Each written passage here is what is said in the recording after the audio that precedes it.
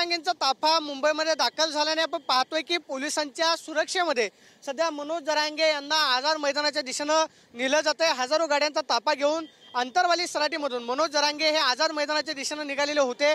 आझाद मैदानावरती आमरण उपोषण करणार हा पवित्रा मनोज जरांगेंनी घेतलेला होता आणि त्यानुसार आपण पाहतोय की मुंबईमध्ये मनोज जरांगे यांचं आगमन झालेलं आहे आणि मुंबईच्या आपण पाहतोय की आझाद मैदानाच्या दिशेनं सध्या हजारो गाड्यांचा ताफा मनोज जरांगे यांच्यासोबत आझाद मैदानावरती जातोय।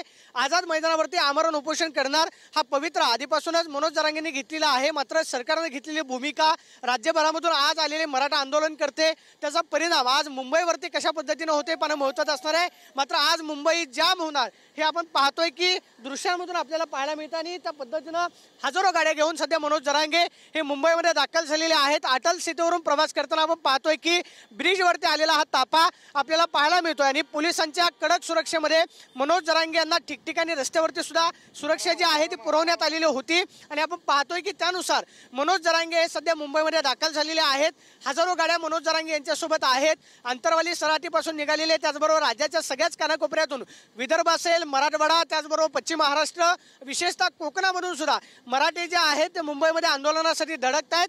मनोज जरांगेंनी घेतलेली ओबीसी मधूनच आरक्षणाची भूमिका, त्याला होणारा ओबीसींचा विरोध, राज्य सरकारकडून मिळालेली 1 दिवसाची परवानगी, या सगळ्या गोष्टींचा परिणाम आज मुंबईमध्ये आपल्याला पाहायला मिळू शकतो। मात्र सध्या आपण पाहतोय मनोज जरांगे यांना सध्या पोलिसांच्या सुरक्षेमध्ये आझाद मैदानाच्या दिशेनं नेलं जातंय आणि आझाद मैदानावरती सध्या मनोज जरांगे आजपासून आमरण उपोषण करतायत। मात्र सध्या आपण पाहतोय की मागच्या बाजूला मनोज जरांगे मुंबईमध्ये दाखल झालेले आपल्याला पाहायला मिळतात।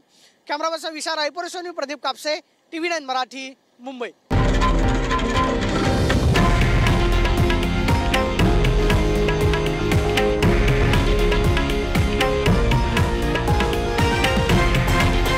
हे आहे देशातील नंबर 1 न्यूज नेटवर्क आणि आपण पाहत आहात TV9 मराठी, एकमेव।